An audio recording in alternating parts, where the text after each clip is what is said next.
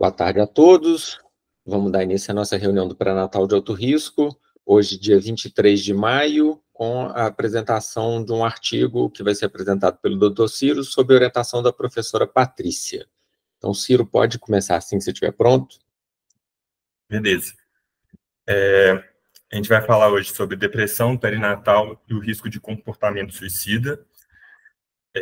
Fui orientado pela professora Patrícia Gonçalves Teixeira.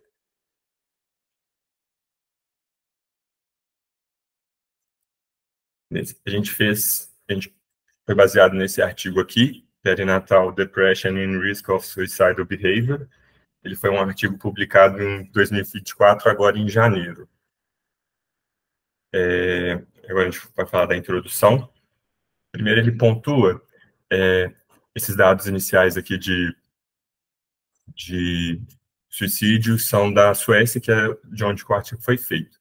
Então, o suicídio materno é a segunda causa mais comum de morte durante o período pós-natal.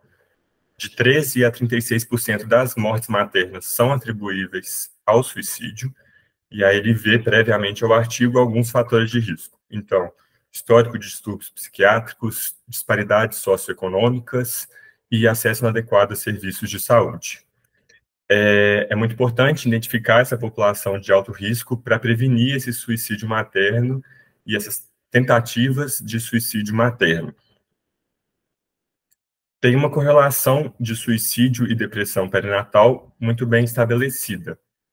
A ideação suicida já faz parte de a triagem típica para depressão perinatal. Na escala de Edimburgo, no ponto 10, ele já pontua a ideação suicida. A depressão perinatal pode ser dividida em duas. Ela pré-natal, então durante a gravidez, e pós-natal, no máximo 1 ano após o parto. A ideação suicida, ela é muito comum entre mulheres com depressão pré-natal, mas ainda faltam dados dos riscos de comportamento suicida, incluindo a tentativa de suicídio e a sua conclusão. Tem pequenos estudos que tiveram acompanhamento, mas todos bastante curtos, com pouca ocorrência de comportamento suicida, e que produziram resultados muito imprecisos. Então, precisava de um estudo mais robusto, com maior número de um N maior e com um segmento maior. Então, esse artigo vem trazer, suprir essa demanda. Então, eles pegaram de 2001 até 2007, virtualmente todas as pessoas que nasceram, com registro de nascimentos vivos na Suécia, que deu um total de um N de 1.800.000 pessoas. Daí, eles excluíram algumas pacientes. Pacientes que tinham gestação múltipla, pessoas que já tinham depressão perinatal prévia, se tinha alguma falha de idade gestacional e se tinha algum erro, eles excluíram. Sobrou 1.700.000 pessoas, dessas, 86.000 pessoas tinham depressão periparto. Eles fizeram um grupo controle de 1 para 10 com 865.000 pessoas, e além dessa coorte, foi acompanhada por 18 anos, eles fizeram uma segunda coorte com irmãos. Então, eles pegaram 20.000 mulheres que tiveram depressão perinatal e fizeram essa coorte com 23 irmãs dessas mulheres que não tiveram depressão. A ideia era tentar, lógico, não perfeito, pegar um componente genético para ver se isso era relevante. Também acompanhados por 18 anos. E aqui são os resultados desse artigo. Primeiro, ele define as características dessa população com depressão perinatal. Então, principalmente mulheres que viviam sozinhas, que tinham níveis de educação e renda mais baixos, que era a primeira gestação, que fumavam até 3 meses antes da gravidez, tinham MC maior durante o início da gravidez, e se tinha algum histórico de distúrbios psiquiátricos ou comportamento suicida prévio. E aqui a conclusão do artigo do risco de comportamento suicida. É importante diferenciar que ele tem a ideação suicida, que é pensar em cometer suicídio, e o comportamento suicida, que é, de fato, tentar com sucesso ou não. E aí aqui, o gráfico mostra o quão o risco relativo aumenta e o quanto que ele aumenta muito no primeiro ano de vida. Então, ele aqui no primeiro ano, ele chega aqui em torno de 12 de risco relativo. Isso é muito, muito alto. Só que o que é muito importante também, que esse artigo consegue delimitar muito bem, foi que durante os 18 anos, o primeiro ano é muito alto, mas depois esse risco cai, mas até no final dos 18 anos, o risco relativo ainda é de 2. Então, é muito alto, mesmo após um longo período de tempo, né? E aí, ele também separa em 2 grupos, né? A depressão antinatal, durante a gravidez, e pós-natal até 1 ano. E vê que os índices de depressão pós-natal tinham um risco ainda maior de um comportamento suicida, chegando a quase 16 de risco relativo nesse primeiro ano. E o risco antinatal levemente reduzido, mas importante que os 2 grupos tiveram esse risco relativo por volta de 2, 18 anos depois. Então, independente se foi pós-natal ou antinatal, esse risco perdura depois. Essa tabela também mostra outros achados importantes desse artigo. A primeira seta mostra ali envenenamento, que foi o principal método utilizado de escolha por essas mulheres de tentativa de comportamento suicida. Então, envenenamento é o principal. Outro ponto, que é essa segunda setinha aí, é que a diferença entre antinatal e pós-natal, a única que teve diferença mesmo do método utilizado, estatisticamente, foi o envenenamento. Então, tinha maior risco de mulheres pós-natal optarem por um método de envenenamento. Outra coisa que foi relevante nesse artigo é que, normalmente, comparado com os homens, as mulheres optam por métodos menos agressivos. E no caso da depressão perinatal, mostrou que tem um aumento muito grande de tentativa de enforcamento. Então, o que a gente pode ver aqui, que ele divide durante todo o segmento, de 0 a 1 ano, de 1 ano e depois de mais de 5 anos. O risco relativo de todos os modos de comportamento suicida são muito altos no primeiro ano, logo que a gente viu naqueles 2 primeiros gráficos. Mas o de enforcamento, até 5 anos depois, tem um risco relativo de 13 no depressão antinatal e pós-natal de 7, comparado com os outros que ficam em torno de 2. Então, o risco de enforcamento, comparado com a população normal, foi muito alto. Agora, pontos fortes desse artigo é principalmente a cobertura nacional, pegando virtualmente todos os nascimentos de 2001 até 2007, e esse segmento muito prolongado de 18 anos. E com essa possibilidade, com esses dados, tanto de todas as internações hospitalares, eles tinham acesso a esses dados, todas as prescrições de antidepressivos lá na Suécia, eles têm acesso quando que foi feita essa prescrição, e também dados de mortalidade eles também tinham com grande acurácia. E aí eles conseguiam determinar o momento que foi prescrito, o momento que foi feito esse diagnóstico, e comportamentos suicidas com essas internações hospitalares, eles também tinham esses dados. E, além disso, eles conseguiam fazer essa análise comparativa com irmãos também, que também tem a sua validade ali, né, na avaliação do estudo. Algumas limitações do estudo ele não tinha dado de atenção primária. Outros pontos é que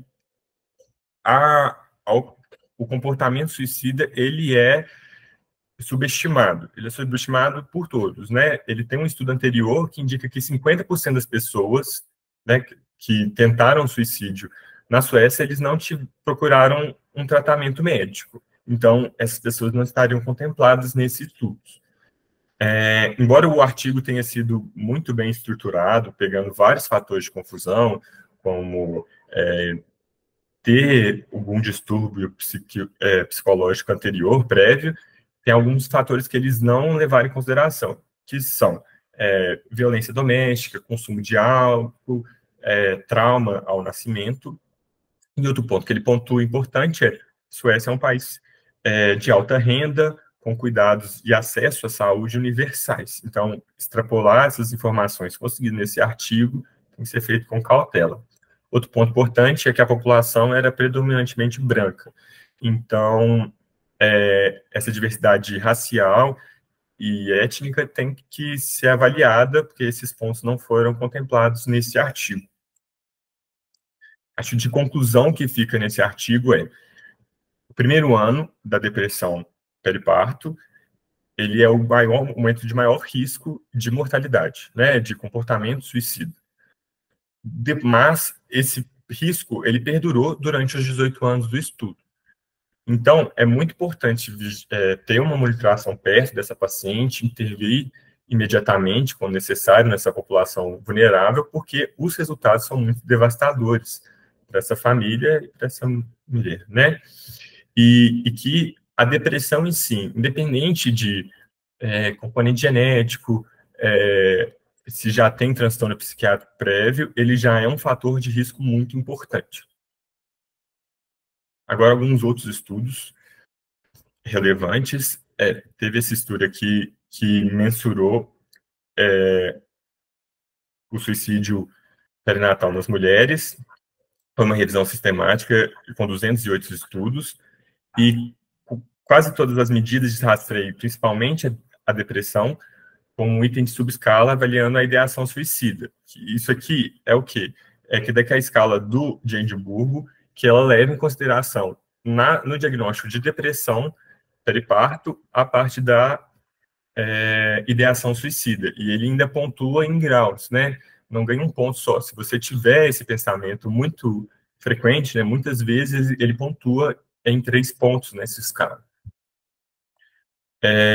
Esse outro artigo aqui do The Lancet, ele mostra o suicídio como um todo, na população em geral, e mostra um aumento geral do suicídio de 2011 a 2022, através dos bancos de dados do Sinan, sistema de informação hospitalar, sistema de informação sobre mortalidade, e mostra esse aumento de 3,7% ao ano de registros de suicídio nesse período. Essa pesquisa feita pela Flávia Alves da Fiocruz.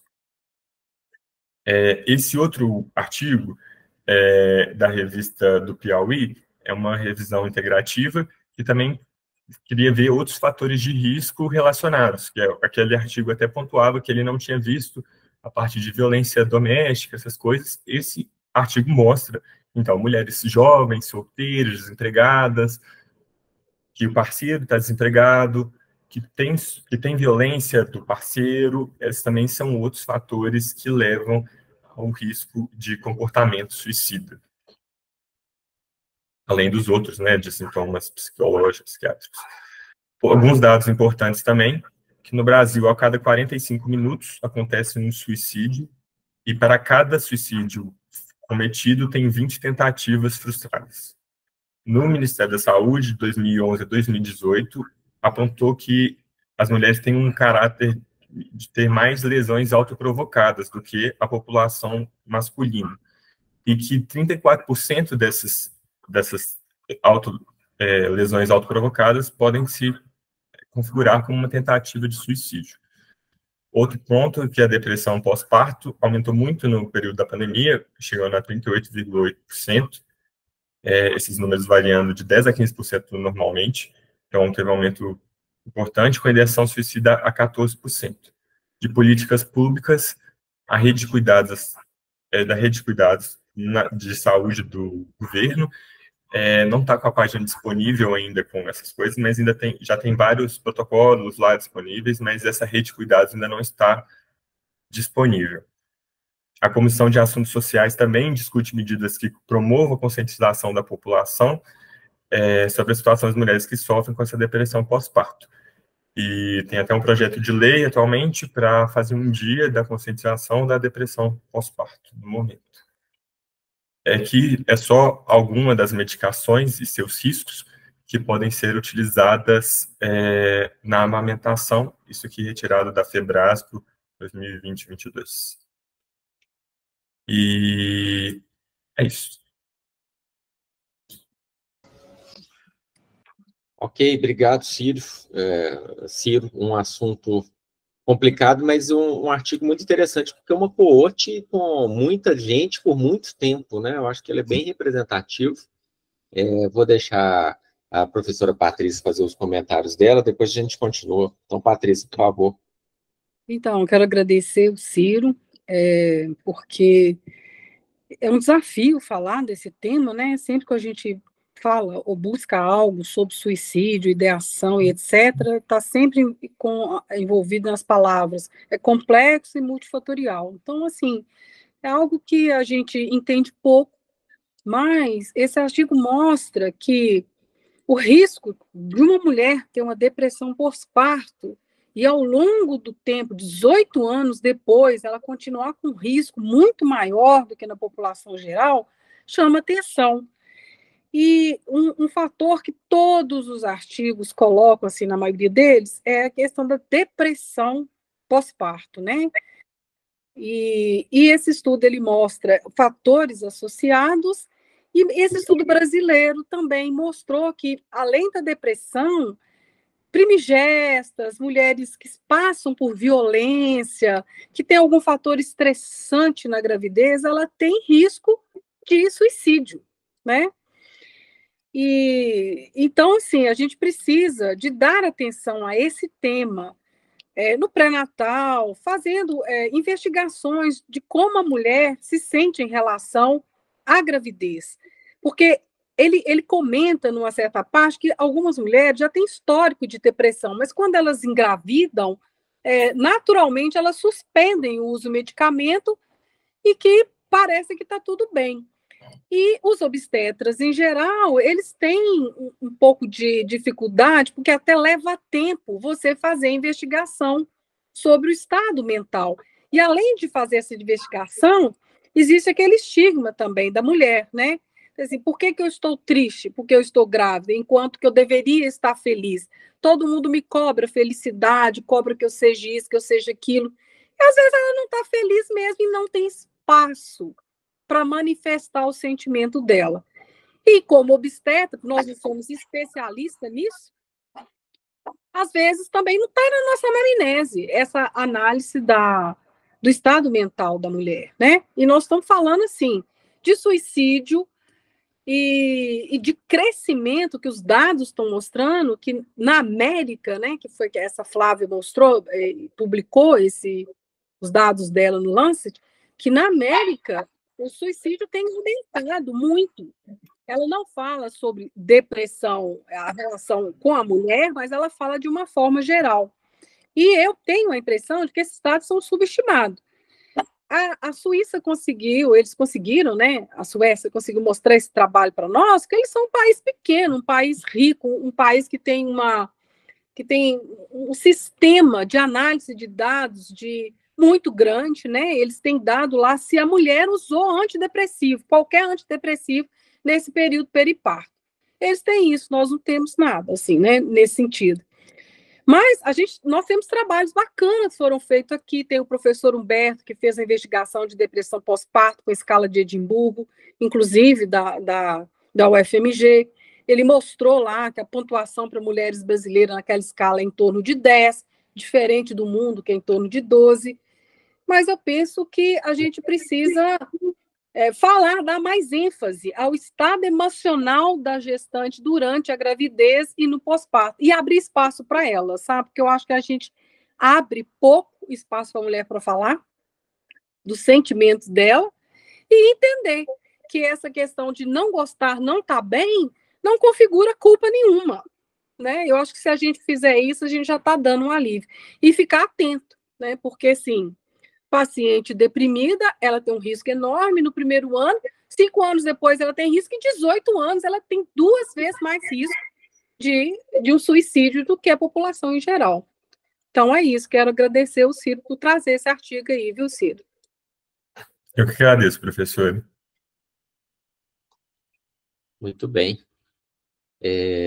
Assunto delicado mesmo, né? A gente, de vez em quando, tem na maternidade paciente que manifesta a ideação suicida e sempre gera muita confusão de como lidar com essas pacientes, né? A gente chama psiquiatria, tem que deixar o paciente num quarto isolado, sob cuidado, sob vigilância.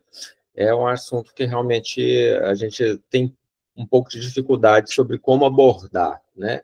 E a gente vê que é muito frequente. O Brasil, ele não é um dos países, né, como vocês sabem aí, como chamaram a atenção, não é um dos países que tem as maiores taxas de suicídio. A gente está ali intermediário, no meio da tabela, intermediário para baixo.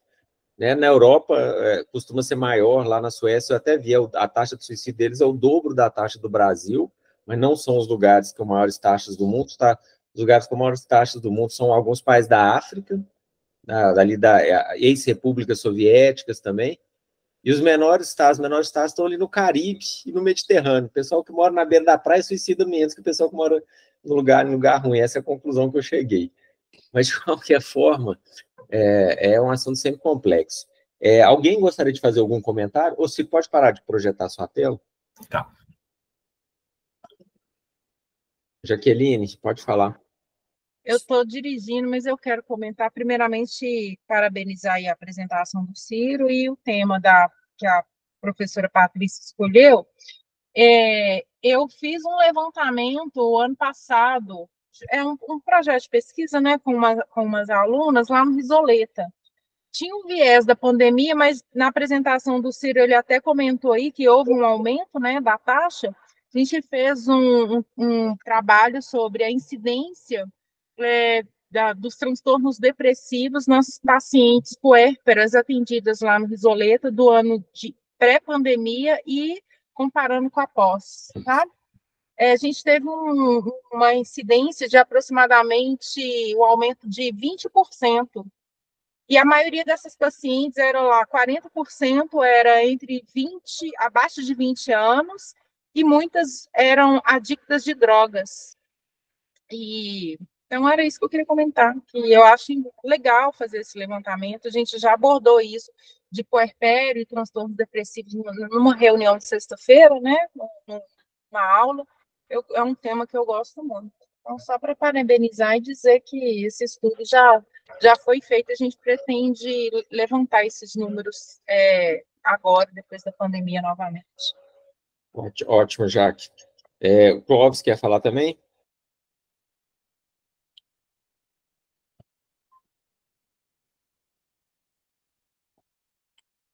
Quer, Clóvis? Você levantou a mão por engano?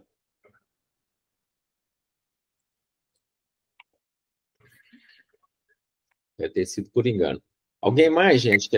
Não, eu estava tentando abrir o microfone aqui. Não, tá, beleza. Eu quero relatar uma experiência que a gente tem lá no Hospital das Clínicas, desculpa, lá no Hospital da Unimed, que é uma experiência muito rica. A gente tem uma equipe multidisciplinar e lá a gente reúne essa equipe multidisciplinar, né, 3 vezes por semana, e aí tem a psicóloga, tem a assistente social, tem a enfermeira, né, e muitas coisas que passariam despercebidas, né, por nós obstetras, que muitas vezes estão passando correndo, né, nessa corrida de leitos conjunta, né, a gente trata, né, a respeito, né, é bem interessante, né, e com isso a gente vai ganhando também segurança de abordar cada vez mais esses casos, né, que as psicólogas, apesar de não serem psiquiatras, né, elas também se aprofundam no tema, né, e acabam trazendo para nós as possibilidades, e a gente aprofunda também nesse entendimento, né, das psicoses puerperais. Cláudio, então vocês fazem uma busca ativa, né? As pacientes estão internadas, passa com esse objetivo de ver se ela tem algum risco de depressão, é isso? Todas as pacientes nossas do alto risco, elas passam pela assistente social, pela psicóloga, pela nutricionista, pela chefia de enfermagem, pela técnica de enfermagem, né? Então, assim, por isso que a gente dá uma atenção especial para essa turma, né? E aí a gente faz essas discussões 3 vezes por semana, né? Então, é muito rico, né, essa troca de informações. Entendi. Uma experiência boa mesmo. Uhum. Né, tendo essa equipe disponível, né, é muito bom você fazer essa busca ativa aí, porque tem realmente o que você falou, às vezes a gente tem casos que passa batido porque a gente não tem experiência, não tem não tem essa percepção que a paciente está, às vezes, muitas pacientes vão nos contar, mas umas a gente só vai descobrir se a gente fizer uma pesquisa mais apurada mesmo, né, do sentimento ali naquele momento. Geralmente, os casos passam para a gente muito rápido, né, Mário? Então, assim, parto, puerpério, não é uma cirurgia, não é uma paciente que fica internada vários dias, né? Chegou, conduziu, fez o parto e vai dar alta, né? Isso aí. Mas eu penso que, diante que esses estudos que nós comentamos aqui, eles tentaram avaliar os fatores que estão associados, sabe? Então, por exemplo, uma paciente que teve violência, que o parceiro não dá apoio, que ela é primigesta, e então essas mulheres, ou que tem eventos estressores, né? Que aí entra a questão do alto risco. Eu acho que uma sugestão, né, é que os parceiros, os acompanhantes, deveriam ser alertados, sabe, de um olhar diferente para essa mulher lá na casa dela, já que a gente não tem ainda um instrumento de, por exemplo, de passar a escala de Edimburgo para ela, sabe, e olhar essa resposta. Então, eu penso isso, sabe, que os residentes deveriam estar orientados, sabe, a falar assim, olha, essa mulher tem fatores associados. Se ela tem fatores associados, ao dar alta, eu vou conversar com o acompanhante para que ele observe a amamentação, como é que ela está lidando em casa com a criança, se ela está tendo dificuldade ou não. Então, eu acho que isso deveria fazer parte, sabe, da alta. Ok, muito bem. Alguém mais, gente, quer fazer mais algum comentário? Ok, então vamos encerrar a reunião de hoje. Semana que vem é feriado, então nós voltamos daqui a 2 semanas. Boa noite e um abraço a todos. Tchau, tchau. Boa noite, obrigada, parabéns, Ciro e Patrícia. Beijo.